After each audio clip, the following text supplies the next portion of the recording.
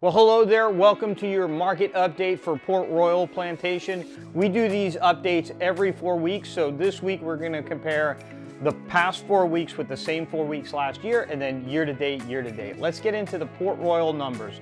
First is inventory. The last 4 weeks we brought 9 properties onto the market. The same 4 weeks last year, 1. Pretty significant increase. Now these same 4 weeks last year was the height of COVID.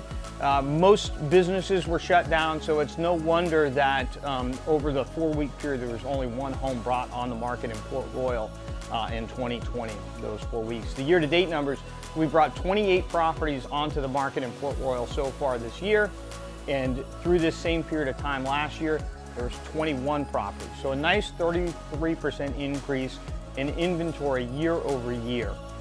The sales, we had 5 closed sales in the last 4 weeks in Port Royal. The same 4 weeks last year, we had 7. Now remember, sales are a lagging indicator. These 5 sales that we had were really negotiated 6 to 8 weeks ago. So when we look at last year's numbers, although it was the height of COVID, those contracts were negotiated a couple months in advance. That's why we had 7. You'll see a big difference when we start talking about properties going under contract these 4 weeks last year.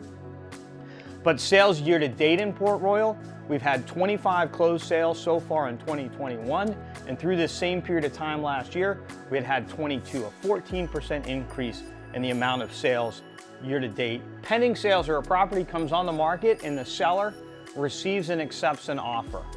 In the last 4 weeks, we've had 10 properties go under contract in Port Royal Plantation compared to the same period of time last year, 2. So you can see the difference that COVID made. Now, let's look at the year-to-date numbers for under contract. We've had 36 properties go under contract so far in 2021.